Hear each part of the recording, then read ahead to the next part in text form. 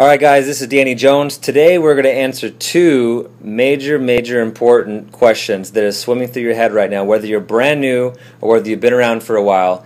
The two biggest questions that you'll be asking yourself on a continual basis is, what do I say to the different people that I have in my life and on my list, and how do I approach them? And every new person, everybody, everywhere is thinking that when they first join relationship marketing, especially in our business, because we want to know what to say. And a mentor of mine showed this to me years ago when I was brand new, and it made it easier to approach the different people on my list. It took away my anxiety of what to say to them. It made it fun. It made it simple, and I had a lot more success using this system to approach them. And so I'm going to share it with you today, and I hope you're taking notes on this. So let's get into it. Today we're going to be talking about the reds, greens, and the blues. Okay, and they're all on a scale of influence. So I drew out something here. All right, so everybody has a scale of influence, meaning that this is a level 10.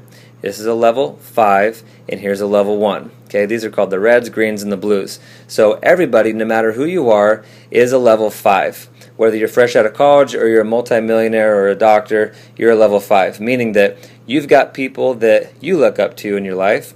There's also people that look up to you. And if that's true, that means that these people that you look up to, they probably see themselves in a better position than you. And you, if there's people that look up to you, that means you also see yourself in a better position than them. Okay, that makes sense. So depending on the different people on your list, you've got your friends, your coworkers, your family, people from college, people from Facebook, people from all different walks of life. How are we going to approach them? Well, let's start with the blues, the people that the people that look up to you, and that you also see yourself in a better position than them. With them, you're going to basically use what's called a direct approach. A direct approach, you can basically tell them what to do. You can offer it to them directly. So you can say, hey, are you interested in making extra money? Are you keeping your income options open? Would you like to be a stay-at-home parent? Would you like to travel more? Would you like to get out of debt? Would you like to have a company-paid Lexus? You're offering it to them directly. Are you open? This is what a lot of people do in the beginning with people, and there's really only two scenarios where you want to use this approach. Is if, number one, you're already very obviously successful than the other person, you can use a direct approach. Or number two, if you know that person is looking for something, you know they hate their job, you know that they want to get out of debt, you know they want to spend more time with their kids, you know they want to be a stay-at-home parent. If you know that, you can approach them directly. Hey, I found a way that you can get that thing that you're after. That's the only time really you want to use a direct approach. Other than that, stay away from it. It'll get you into trouble. So the greens, these are people on your level. Okay, your peers are the 6s and the 4s on the scale of influence here. The greens, people on your level, basically you're going to use an indirect approach. What do I mean by that? Basically, you're going to go around them and ask them, who do you know? So instead of approaching them directly, let's just say that you're right here. You've got a friend named, we'll just call her Julie. Instead of saying, hey Julie, are you interested in making some extra money? I'm going to basically go around her and ask her if she knows anybody else. So, hey Julie, I'm expanding my business over in your city. I'm looking for some, maybe some working moms that would like to be stay-at-home moms. Do you know anybody? Hey Bob, this is Danny. I'm running out the door. I'm looking to expand in your area. I'm working on a new project. Do you know anybody who's really entrepreneurial, business-minded, somebody who'd like to make a 6-figure income, maybe someone who's overworked, underpaid? Do you know anyone like that? My company's expanding. Do you know anyone? And I'm going around him, just not asking him, but asking for if he knows anybody. And what this does is, if this person is an ambitious type person, guess what they're going to think? Well, what about me? And you say, oh, well, I knew you probably, I didn't think that it would really be for you, but you know what? Are you by your computer? I'll go ahead and show it to you. You may know someone. So you're constantly taking it away from this person. And what happens a lot is they're going to be very interested because you're not offering it to them. People want what they can't have. So just go around them.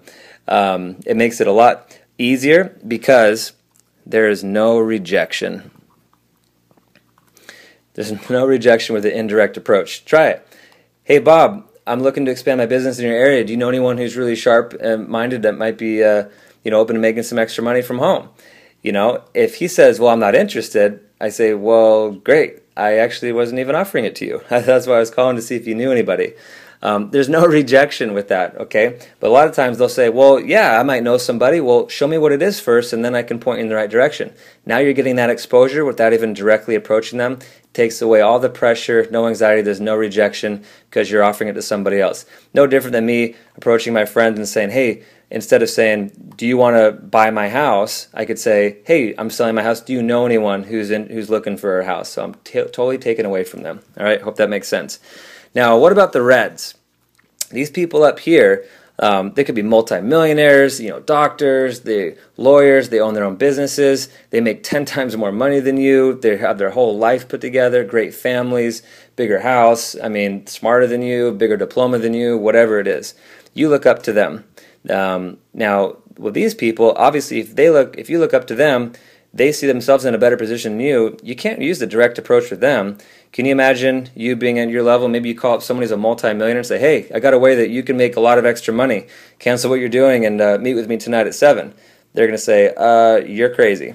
So with these super indirect people, these people that are obviously doing much better than you basically want to tell them that they're not a prospect. You want to basically tell them it's not for you. It's kind of a hard takeaway. Hey, look, this is definitely not for you.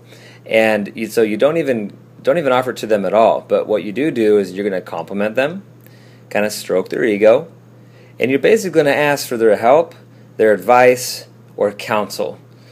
And why would you do that? Well, you obviously look up to them. And why would they help you? Because you are complimenting them and stroking their ego. If someone called me up and said, hey, Danny, I really admire you, I really look up to you, and I know you've made a lot of good business decisions, and you obviously know what you're doing. I'm working on a project, I'd love to get your help on it. Maybe you can kind of point me in the right direction. Of course I'm going to say, well, sure, I'll help you. Send it on over. Let me take a look at it. I'll definitely do that for him. I recently had a lady I met at a seminar in California. This lady she's got like 15 patents. They're famous inventors. They have a very unique product that's been on the market for a long time. They've made over $250 million in their career from all the sales, from all their patents. So I used this approach with her. I said, look, you're a business genius, and I'd love to get your feedback on this. It's definitely not for you, but take a look at it. Well, here's what happened. She became a customer, loves the product, and she's actually in the process of investigating the business right now for her. And who knows, maybe she'll get involved later on down the road. Even if she doesn't, I bet you she knows some other people that she can point me to. So it takes away the pressure for approaching them, because you're complimenting them, you're asking for their help, their advice, and their opinion. You're telling them it's not for them. That way there's no pressure or anything like that. Some of you may be wondering, hey, these are my friends, these are people on my level, people that know me, they like me, I grew up with them, I work with them, they're my neighbors. Why would I not offer that to them directly? Why would I use an indirect approach? Well, it's because they do know you and like and everything, but guess what? They also know you, and they know all your bad things too. They know that you're wishy-washy. They know that you have fears and doubts and self-confidence issues, and they know that you don't keep your word all the time, and they may know some of your financial situation. So they're going to look at the business through the filter of the baggage that they know about you. So that's why you want to not offer it to them and do it indirectly. Another thing that's brilliant about this concept here is that you can use it when approaching for the product or leading with the product or the business. That works in both scenarios. So you might call up your friend and say, hey, there's a new breakthrough product. You would not believe the results this is getting. Who do you know that might be looking to look better with this? And they might say, well, what about me? It's like, no, you have great skin. You probably don't need it. No, I want it. Remember, people want what they can't have. So have some fun with it. Don't be afraid to say it's not for you. Don't be afraid to say, hey, who do you know? Just try it and see what happens. So guys, I hope that really makes some sense as you're looking at your list. And so just evaluate the list. As you're calling somebody, do you look up to them? Are they on your level? Would they be looking up to you? These are the peers right here. So are they on your level or above you or below you? So just think about that and use one of those approaches and get a third-party tool in front of them, a video, a magazine, a website, the product. Just get it off of you and get the information in their hands. All right, guys.